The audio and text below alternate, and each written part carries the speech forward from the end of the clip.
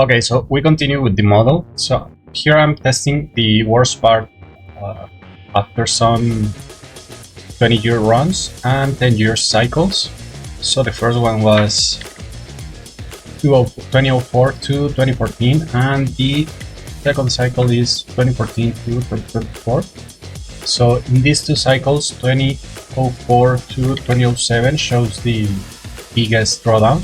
So what I'm doing now is using that same range, the max stress test range, we could say, to get the max drawdown or my max risk adjusted. So currently I'm trying to get the 25%. So let me show you. No, I think that it is the 30%.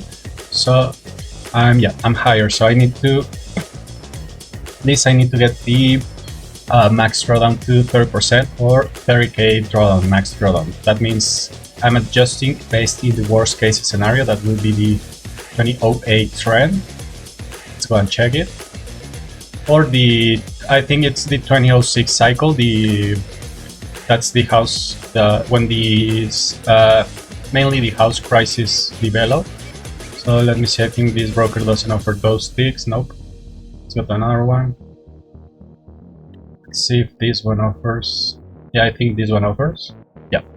So here we have, for example, here on false 2008, we have a retracement and a sign of recovery after some banks start to fail and some major issues that pushed the price of the dollar higher until 2011, the debt crisis. This is also a very good scenario to stress test your strategy, because we have, especially for buys, we have this major one retracement and a major recovery that almost was up between 80 and 100% of the total move. As you can see, 46 versus 32 in the retracement. But at the end, we ended up with a very major recovery. Until 2013, we repriced almost everything. As you can see, this is the bottom. In 2015, we repriced almost everything that was caused by the 2006 and 2008 crisis, and after that the 2011 debt crisis by USA.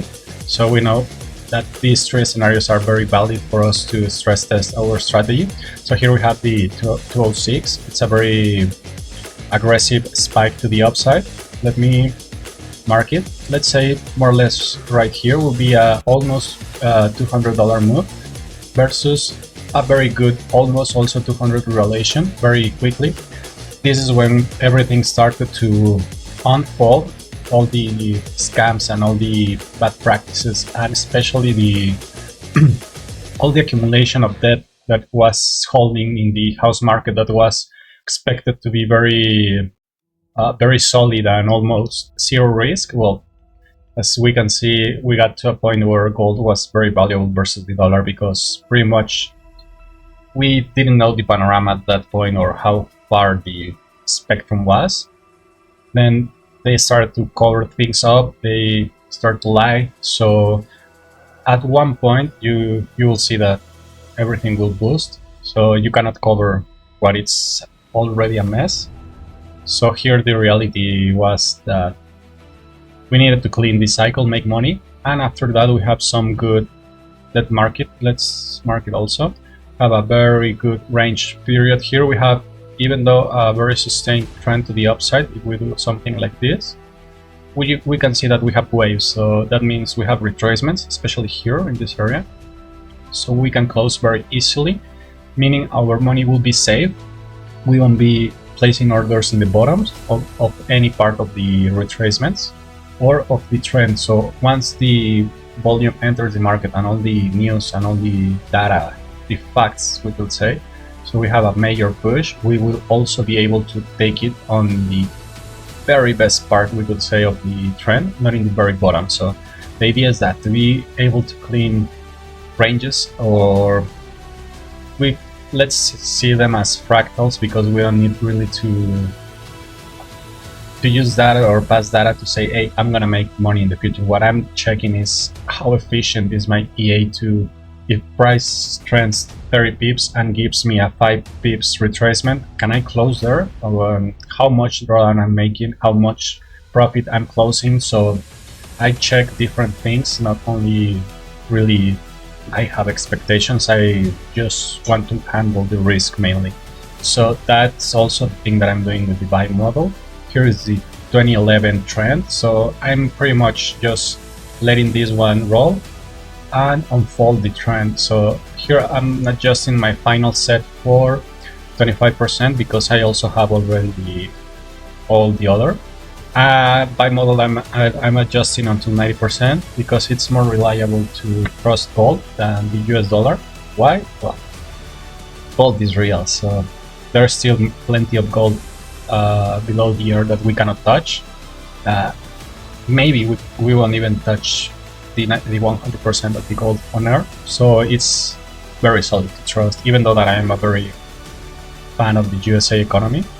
I would say that always trust more your money to gold, to what it's real, than everything else. So I'm adjusting buy model to 90%, sell model up to 80%, just to give that room space plus profits in case the model or market gives us a new cycle. We have a 20 or 10% extra chance of cleaning the drawdown, and then based in the client risk handle, we have up to 5%, and I'm currently working with the 25%. As you can see, I'm very close to it. So pretty much what I do is I handle every logic. So here I'm just adjusting my initial parameters, we could say. So pretty much I think that this will do it, just to reduce this to max drawdown. I can also use the absolute drawdown because that means my profits are also saving or are being used as we could say as deposit load to when drawdown comes. It's helping us to prevent, because people that don't counter trend like me needs to understand, like, at the end I have a 90% win rate with my buy model. It's lower with the sell model, but in a portfolio you're using both, so my average win rate is always above 80%, even though I'm counter trending. So counter trending mainly is to don't be a guess or a gambler, you know. I don't enter the market like expecting to predict what the price is gonna do. Like, I'm do whatever you want price, I'm gonna be there.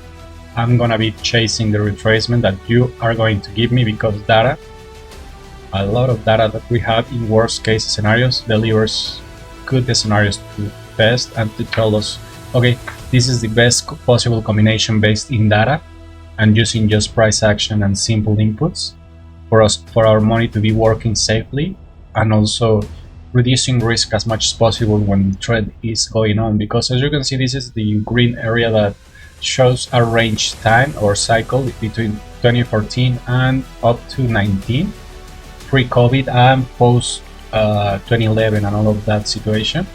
You can see when markets are stable, we pretty much have range. So here you will make money with low risk, but also will be a low profit. So you can expect something at least higher than the bonds and the inflation of your country. So you can expect higher than 5% of a year, and that's enough to say that you're making money, because one, you're not losing, and two, your money is not losing also value because you're ahead of the inflation of your country. For example, my country is almost 11%.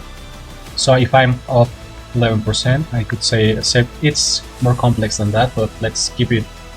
If I make more than 11%, I'm making more than my bonds, my country bonds that are super safe, and my money is not losing value against my country inflation once I move from dollar to my currency, you know, because there's also the exchange where I can lose or win. But let's not add that. Let's just keep it like my inflation is that, I need to get more, you know. So as you can see, when we have low risk scenarios, we also will have a little bit less expectations, because the more we risk is the more that we're gonna win. So unlike trading is when you start pushing more the market. As you can see here, I'm testing some trading during the current month in 2024. So I'm testing, for example, this is using a very aggressive method of closing to prevent trend trading, we could say. And the risk is very low compared, for example, to something that is letting the market roll. For example, these two are not efficient. At least I need the net profit to be higher than the risk that I'm giving. But the good thing is that they end positive, they're not blowing, and I managed to, this is very important for me to see if I was able to have a low risk in that time. Let me show you the range that it's here, I think. Yep, this is the range, the yellow box. So as you can see, we have a very aggressive trend. So the idea is that I'm able to $120 move. Yeah, it's kind of aggressive. So let's move to 2 hour.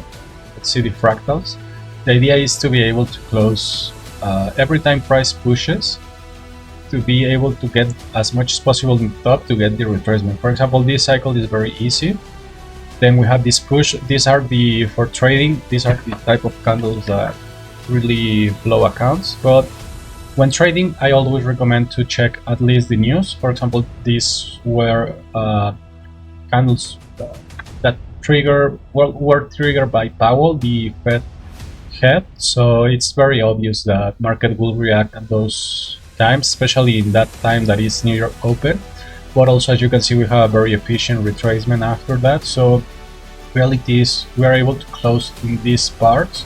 So once price pushes a little bit more sustained with less retracement, like here we have a retracement, but it's not comparable to what we had before that was at least 50%, or here that we already trended. So we have a really, this can be a daily reprice, but for the weekly is not. So if you're not able to close at least in these two areas, you need to be able to hold, let's say, yeah, at least $80 move before you have any substantial or any major retracement. That right now we have a very good reprice or revaluation. As you can see, it's almost 100%. So really price all the traces. Don't play the guessing games. Don't try to predict the market. It's easier just to do. Traders react, don't predict, you know. So it's easier just to use facts and data and have a statistical edge rather than something based in guessing game, you know.